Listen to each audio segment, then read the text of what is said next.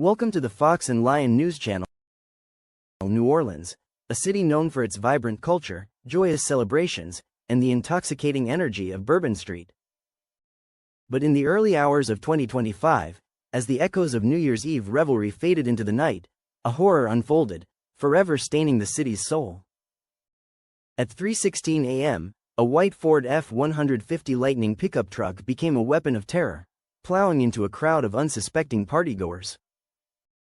The deafening roar of the engine, the piercing screams of victims, and the chaotic scramble for safety replaced the sounds of music and laughter that had filled the air just moments before. Bourbon Street, normally a kaleidoscope of bright lights and vibrant life, transformed into a scene of unimaginable carnage. The air, thick with the smell of gunpowder and the coppery tang of blood, bore witness to the devastation. 14 lives were extinguished that night, their futures brutally cut short. Among them were a former Princeton football star, his dreams of a professional career shattered. An aspiring nurse, her heart filled with the desire to heal, now lay still amidst the debris, and a loving father, his laughter silenced, leaving behind a family shattered by grief. The attack sent shock waves through New Orleans and beyond, leaving a city reeling in the aftermath of an unspeakable tragedy. As dawn broke on New Year's Day, a somber cloud hung over the French Quarter, a stark contrast to the festive atmosphere from just hours earlier. The vibrant tapestry of life that had colored Bourbon Street lay in tatters, replaced by the stark reality of violence and loss. Whit Davis, his voice trembling as he spoke, could barely comprehend the scene that unfolded before his eyes.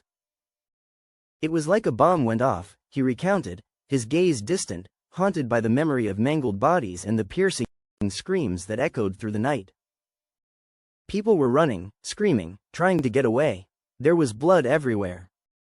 Another witness, a young woman named Sarah, her voice choked with emotion, described the terrifying moment the truck came barreling towards the crowd. "We were just standing there, talking, laughing, and then everything went crazy. People were thrown into the air like rag dolls." She paused, struggling to regain her composure. "I just remember the sound of the impact, the screams. It was like something out of a nightmare. The attack lasted mere seconds, but for those caught in its wake, the trauma would linger far longer.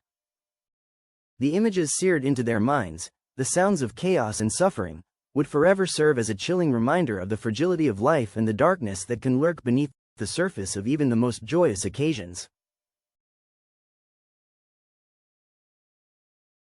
The man behind the wheel of the Ford F-150, the architect of this New Year's nightmare, was identified as 42-year-old Shamsid Din Jabbar, a U.S. citizen and Army veteran from Texas.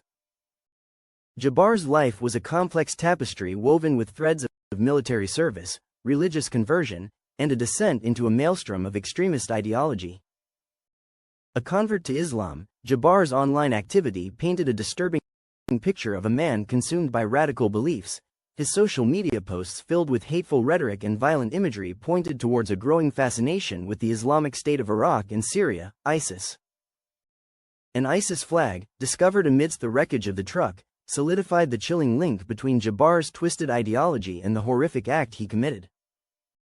Further investigation into Jabbar's past revealed a history of mental instability, marked by episodes of paranoia and aggression.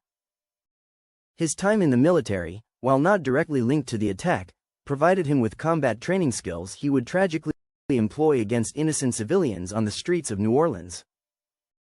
The attack, a calculated act of terrorism meticulously planned and executed, left a city grappling with the unsettling reality of homegrown extremism. Jabbar's actions serve as a stark reminder of the insidious nature of radicalization, its ability to take root in the minds of individuals regardless of their background and fuel acts of unimaginable violence. Section 4. Official response and the threat of further violence. As the sun rose on a city in mourning, officials moved swiftly to investigate the attack and reassure a shaken public. New Orleans Mayor LaToya Cantrell, her voice filled with a mix of grief and determination, addressed the city, condemning the act as an assault on our values, our spirit, and our way of life. The FBI, taking the lead in the investigation, confirmed the attack's classification as an act of terrorism. Their findings, based on evidence found at the scene in Jabbar's online activity, painted a chilling picture of a planned attack intended to inflict maximum casualties. The discovery of 2 unexploded homemade bombs near the site of the attack further heightened fears and underscored the calculated nature of Jabbar's plan. These devices, expertly defused by the FBI bomb squad, served as a chilling reminder of the potential for even greater carnage. The attack sent ripples of fear throughout the nation, prompting increased security measures in cities across the country. The Department of Homeland Security, citing concerns of copycat attacks, issued a nationwide alert urging law enforcement agencies to remain vigilant and citizens to report any suspicious activity.